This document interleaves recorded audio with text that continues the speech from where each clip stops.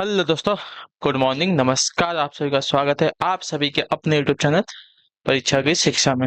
आशा करता हूँ, उम्मीद करता हूँ कि आप सभी जो है स्वस्थ हैं, कुशल मंगल है। अपनी तैयारी जो है अच्छे और बढ़िया तरीके से आप सभी लोग स्टार्ट कर दी है। तो जिसने भी नहीं की है उन सभी को बता दिया जाएगा, हमारे चैनल पर जो है आपकी बीएड इंट्रेंस एग्जाम 2026 की जो आपकी तैयारी, यानी कि बीएड प्रवेश परीक्षा 2026 की जो की तैयारी है साथियों, हमने स्टार्ट करवा दी है आपकी। तो जिसे भी अपनी तैयारी पूरी करनी है, कंप्लीट करनी है, चैनल को सब्सक्राइब करके हमारे साथ जुड़ जाइएगा साथियों। ठीक है, क्लियर सभी को? किसकी तैयारी हो रही है? तो बीएड प्रवेश परीक्षा 2026 की तैयारी आपकी स्टार्ट हो गई है। ठीक है, क्लास का समय देखिए, जीके जीएस की जो सुबह 10 बजे डेली आप सभी को देखने को मिलती है। रीजनिंग की जो क्लास है दोपहर को 1 बजे देखने को मिलती है। हिंदी की जो क्लास है आपको शाम को 7 बजे देखने को मिलती है। तो इसी टाइम पे आप सभी को क्लास से जुड़ना, अपनी तैयारी को पूरा और कंप्लीट करना है। नीचे डिस्क्रिप्शन को इंस्टाग्राम टेलीग्राम का लिंक मिलेगा, तो आप इंस्टाग्राम को फॉलो करेंगे, टेलीग्राम चैनल को ज्वाइन करेंगे। टेलीग्राम चैनल पर डेली बेसिस पे क्लास का अपडेट और आपको एग्जाम का अपडेट जो देखने को मिल जाएगा। तो आप लोग जो है टेलीग्राम चैनल को ज्वाइन कर लीजिएगा। ठीक है, और ये जो क्लासेस है आपकी, देखिए, हर एक स्टेट के बच्चे के लिए है जो भी आपका बीएड का प्रवेश परीक्षा देने वाला है 2026 में। अभी से जो है अपनी तैयारी को आप लोग स्टार्ट कर दीजिए, ताकि जब आपका फॉर्म आए तब तक आपकी तैयारी जो है पूरी कंप्लीट हो जानी चाहिए। ठीक है, जब आपका फॉर्म आएगा उसके बाद क्या करेंगे, हम रिवीजन कर लेंगे, तो आपकी तैयारी और भी मजबूत हो जाएगी, जिससे आपको एक गवर्नमेंट सीट आसानी से प्राप्त हो सकती है। ठीक है, क्लियर है सभी को? तो इतना काम आप लोग अभी से अपनी तैयारी को थोड़ा सीरियस होकर स्टार्ट कीजिए, और ज़्यादा हार्ड भी नहीं, हम थोड़ा थोड़ा करके तैयारी आपको कराएंगे, जिससे आपकी तैयारी जो है लास्ट टाइम पे जाके पूरी कंप्लीट हो जाएगी। ठीक है, क्लियर है सभी को? हाँ, तो देखिए, और एक चीज, कि जिसने अभी तक क्लास को लाइक नहीं किया है लाइक कीजिए, शेयर नहीं किया शेयर कीजिए, और जिसने भी अभी तक चैनल को सपोर्ट नहीं किया है सब्सक्राइब कर लीजिए। ठीक है, बहुत इंपॉर्टेंट चीज है। देखिए, आपके सपोर्ट से ही हम लोग यहाँ तक पहुंचे हैं, और अगर आप चाहते हैं कि आपकी क्लासेस और भी बेहतरीन तरीके से आए, लाइव हम आके आपको पढ़ाने की कोशिश करें, तो आप लोग हमें सपोर्ट कीजिए, हम आगे आए तो हम आपकी लाइव क्लासेस भी लेके आने की कोशिश करेंगे। ठीक है, चलिए क्लास स्टार्ट करें। पहला क्वेश्चन आपके सामने देगा, ध्यान से देखिए। क्या देख, कुतुबुद्दीन ऐबक किस राजवंश का संस्थापक थे? कुतुबुद्दीन क्या है, कुतुबुद्दीन ऐबक जो है किस राजवंश का संस्थापक था? लोधी वंश का, तुगलक वंश का, गुलाम वंश का, खिलजी वंश का? बताइए। तो इसका सही उत्तर आपका हो जाएगा गुलाम वंश का। ठीक है, ऑप्शन नंबर हमारा सी सही उत्तर होगा। 1206 से लेके 1206 में इसने स्थापना की थी, याद रखिएगा। 1290 ईस्वी तक जो है गुलाम वंश का भारत में राजवंश था। ठीक है, तो ऑप्शन नंबर हमारा सी राइट होगा। क्लियर सभी को इसके बारे में? चलिए, अगला प्रश्न देखेंगे, आपका है दूसरा नंबर। निम्नलिखित में से कौन से देश जो है संयुक्त सुरक्षा परिषद के अस्थायी सदस्य हैं? बताइए, उत्तर दीजिए, सही उत्तर क्या हो जाएगा? निम्नलिखित में से कौन से देश जो है संयुक्त सुरक्षा परिषद के अस्थायी सदस्य हैं? तो इसका सही उत्तर आपका हो जाएगा साथियों, संयुक्त राज्य अमेरिका, रूस, यूके, फ्रांस और चीन। ठीक है, ऑप्शन नंबर हमारा डी जो दिया गया साथियों आपका सही उत्तर होगा। क्लियर से होगा इसके बारे में? संयुक्त राष्ट्र सुरक्षा परिषद संयुक्त राष्ट्र के 6 प्रमुख अंगों में से एक है, जिसका उत्तरदायित्व है अंतर्राष्ट्रीय शांति और सुरक्षा बनाए रखना। ठीक है, सुरक्षा परिषद में 5 अस्थायी और 10 अस्थायी, जो कि प्रत्येक 2 वर्ष के लिए होते हैं, सदस्य होते हैं। ठीक है, 5 अस्थायी सदस्य आपके चीन है, रूस है, फ्रांस है, ग्रेट ब्रिटेन है, यानी कि यूके, और संयुक्त राज्य अमेरिका है। ठीक है, क्लियर है? चलिए, अगला प्रश्न देखेंगे, आपका है तीसरा नंबर प्रश्न। प्रश्न दिया गया, उत्तर देने की कोशिश करेंगे। निम्नलिखित में से किसकी खेती भारत में जायद फसल के रूप में की जाती है? निम्नलिखित में से किसकी खेती जो है भारत में जायद फसल के रूप में की जाती है? तो इसका सही उत्तर आपका हो जाएगा तरबूज की खेती। ठीक है, ऑप्शन नंबर हमारा सी राइट होगा। इस वर्ग की फसलों में तेज गर्मी और शुष्क हवाएं सहन करने की अच्छी क्षमता होती है। ठीक है, उत्तर भारत में यह फसलें मुख्यतः मार्च अप्रैल में बोई जाती हैं। उदाहरण के तौर पे आपका तरबूज होता है, ककड़ी होता है, खीरा होता है, आदि फसलें जो है जायद की फसलें मानी जाती हैं। ठीक है, चलिए अगले क्वेश्चन को देखेंगे, आपका साथियों चौथा नंबर। अगर आप गर्मियों के मौसम में अगर देखिए गांव जाते हैं, मतलब गांव में रहते ही हैं, तो आपको देखिए उस टाइम पे आपको ककड़ी, खीरा, तरबूज, नाशपाती, ये सभी बहुत सारी चीजें आपको उस समय खाने को मिलती है। तो वो सभी क्या होती है, जायद की फसलें होती हैं। ठीक है, याद रखिएगा, जिनके अंदर गर्मी सहन करने की क्षमता होती है, ऐसी फसलें जायद की फसलें कहलाती हैं। पूरा लेख शास्त्र किसका अध्ययन कर है? बताइए, पूरा लेख जो शास्त्र है किसका अध्ययन है? सिक्के का, शिलालेखों का, मंदिरों का या पक्षियों का? तो इसका राइट आंसर हो जाएगा साथियों आपका शिलालेखों का अध्ययन होता है पुरालेख। ठीक है, ऑप्शन नंबर हमारा बी जो दिएगा साथियों आपका राइट आंसर होगा। ठीक, क्लियर सभी को? पुरालेख शास्त्र जो है शिलालेखों का अध्ययन है। प्राचीन काल में शिलाओं पर लिखे लेखों के अध्ययन को पुरालेख शास्त्र कहा जाता है। ठीक है, क्लियर सभी को? चलिए देखिए, अभी क्या है, आपकी क्लासेस लाइव नहीं है। अगर आप लोग सपोर्ट करेंगे, सहयोग करेंगे हमारा, तो हम जल्दी से जल्दी आपके लिए लाइव क्लासेस लेके आने की कोशिश करेंगे। क्योंकि देखिए, सुबह क्या है, हम 10 बजे अपने 10 नहीं 10 से 11 बजे के बीच में हम जॉब पे चले जाते हैं। ठीक है, 10 से 11 के बीच में हम अपने ऑफिस के लिए चले जाते हैं। फिर आपको आते हैं हम शाम को 9 बजे। ठीक है, 9 बजे जब आते हैं, तब तक आपकी क्लासेस जो है पूरी इसी के बीच में शेड्यूल होती है। ठीक है, सुबह 10 बजे होती है, फिर दोपहर को होती है, फिर शाम को होती है। तब तक इसके बीच में हमारे पास टाइम नहीं होता कि आपकी जो है लाइव क्लासेस ले सकें। ठीक है, तो आप लोग सहयोग करेंगे, सपोर्ट करेंगे, तो हम जल्दी से जल्दी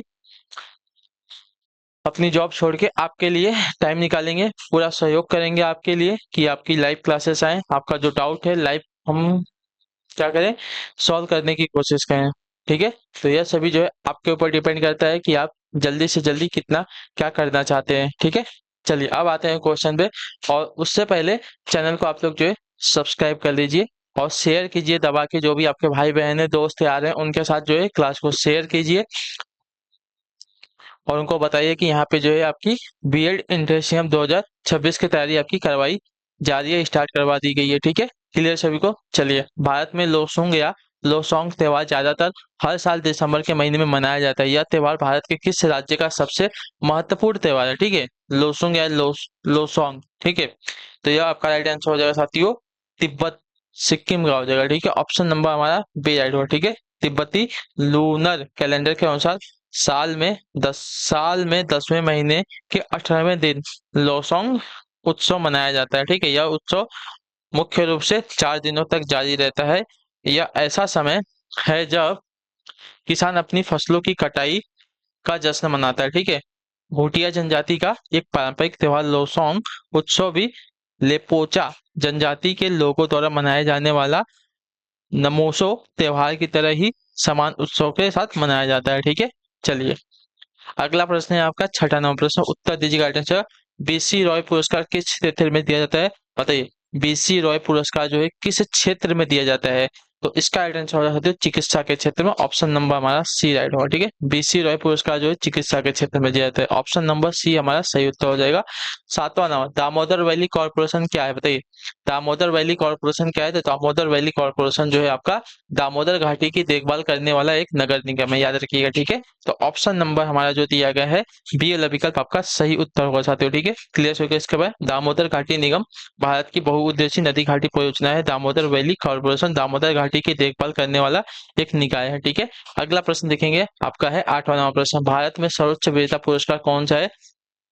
तो देखिए, भारत में सर्वोच्च वीरता पुरस्कार देखेंगे, इसकी बात करेंगे तो आपका राइट आंसर यहाँ पे हो जाएगा साथियों परमवीर चक्र। ठीक है, ऑप्शन नंबर हमारा डी जो दिएगा आपका सही उत्तर होगा साथियों। ठीक, क्लियर सभी को इसके बारे में? यह उच्च कोटि की शूरवीरता एवं त्याग के लिए प्रदान किया जाता है। यह आपका सर्वोच्च सैन्य अलंकरण भी है। ठीक है, चलिए अगले क्वेश्चन को देखेंगे। आपका है क्वेश्चन नंबर 9, पूछा गया है उत्तर प्रदेश में नौटंकी, रासलीला, कजरी, झोरा, छपेली और जैता निम्नलिखित में से किससे संबंधित है?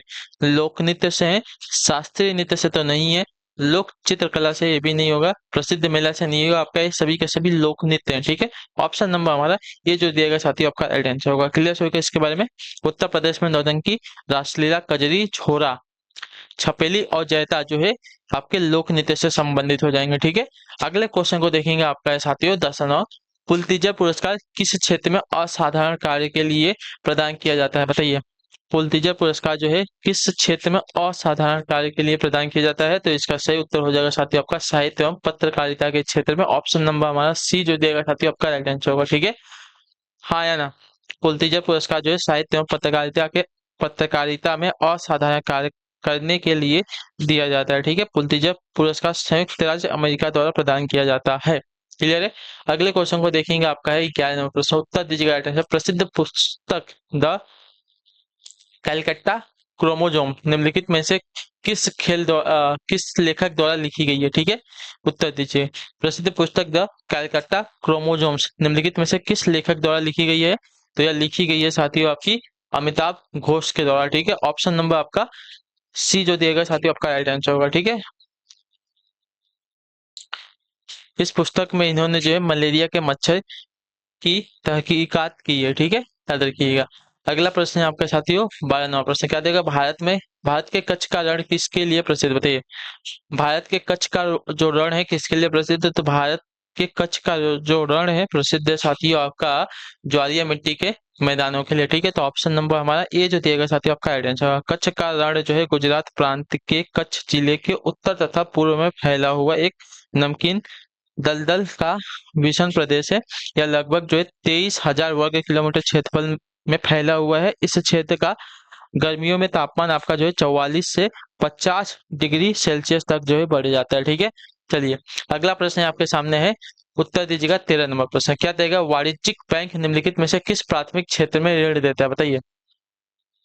तो इसका राइट आंसर आपका हो जाएगा साथियों यह जो है आपका कृषि लघु उद्योग और कमजोर तबके के लोगों के लिए। ठीक है, ऑप्शन नंबर हमारा बी जो दिया गया आपका वाणिज्यिक बैंक जो है कृषि लघु उद्योग एवं कमजोर तबकों के लिए ऋण देने के लिए प्राथमिकता देता है। ठीक है, याद रखिएगा। अगला प्रश्न है आपका साथियों 14वां प्रश्न क्या देगा? भारतीय रिजर्व बैंक का लेखा वर्ष क्या है? बताइए, भारतीय रिजर्व बैंक का लेखा वर्ष क्या है? तो भारतीय रिजर्व बैंक का लेखा वर्ष अगर देखा जाएगा साथियों तो आपका राइट आंसर यहाँ पे हो जाएगा 1 जुलाई से 30 जून होता है। ठीक है, 1 जुलाई से लेकर 30 जून के बीच में भारतीय रिजर्व बैंक का लेखा जोखा होता है। तो ऑप्शन नंबर हमारा बी जो दिएगा साथियों आपका राइट आंसर। अगला प्रश्न है आपका 15वां प्रश्न क्या है? पृथ्वी जिस समय सूर्य से सबसे अधिक दूरी पर होती है उस समय उसकी स्थिति क्या होती है? बताइए।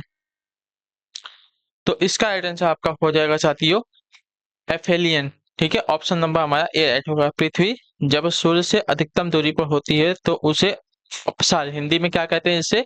इसे कहा जाता है अपसार। ठीक है, याद रखिएगा। अपसार भी कभी कभी आपका आंसर में दिया जाता है। ठीक है, तो उसे अपसार यानी कि एफिलियन कहते हैं। ऐसी स्थिति कब होती है? तो ऐसी स्थिति आपकी 4 जुलाई को होती है। ये बात भी याद रखिएगा। ठीक है, क्लियर सभी को? चलिए अगला प्रश्न आपके सामने है 16 नंबर प्रश्न, उत्तर दीजिएगा राइट आंसर। निम्नलिखित में से किस वर्ष में भारतीय आईटी अधिनियम 2000 में प्रमुख संशोधन किया गया? बताइए, किस वर्ष में भारतीय आईटी अधिनियम 2000 में प्रमुख संशोधन किया गया था? तो इसका सही उत्तर हो जाएगा साथियों वर्ष 2008 में किया गया था। ठीक है, ऑप्शन नंबर हमारा सी जो दिया गया साथियों आपका राइट आंसर होगा। क्लियर हो गया इसके बारे में? चलिए अब है आपका अगला प्रश्न क्या दिया गया है? क्वेश्चन नंबर 17 है, निम्नलिखित में से लोकसभा की प्रथम महिला अध्यक्ष का नाम बताइए। ठीक है, लोकसभा की प्रथम महिला अध्यक्ष का नाम बताइए।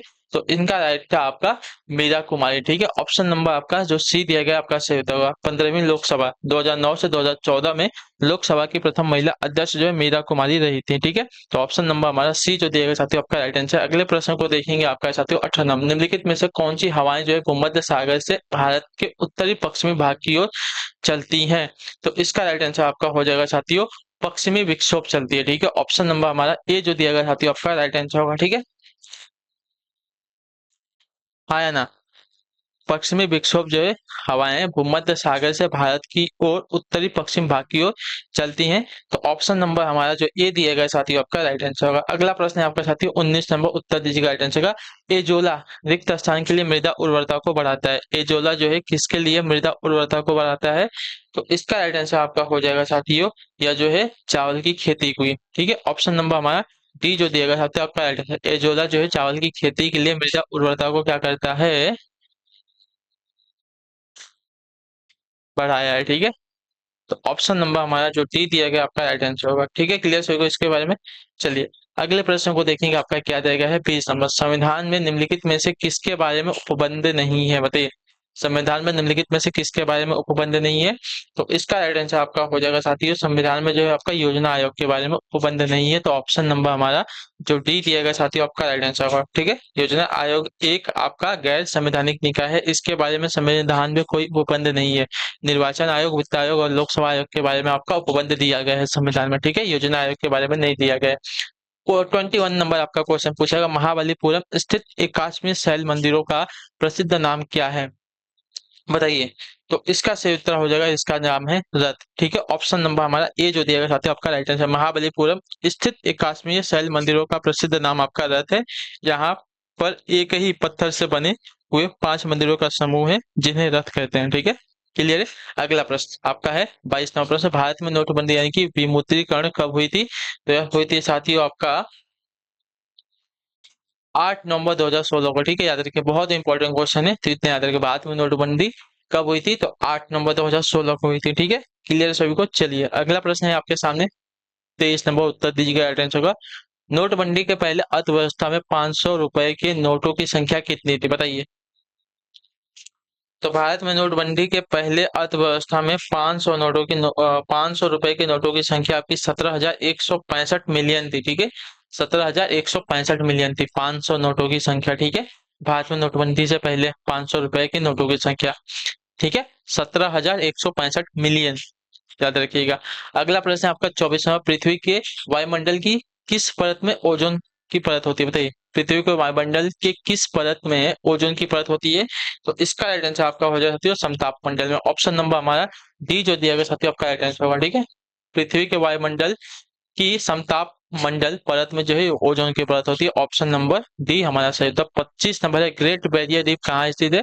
तो ग्रेट बैरियर रीफ आपका देखा जाएगा साथियों, तो आपका राइट आंसर प्रशांत महासागर में स्थित है। ऑप्शन नंबर हमारा ए जो दिया गया साथियों आपका राइट आंसर होगा। ठीक है, ग्रेट बैरियर रीफ आपका ऑस्ट्रेलिया के पूर्वी तट प्रशांत महासागर में स्थित है।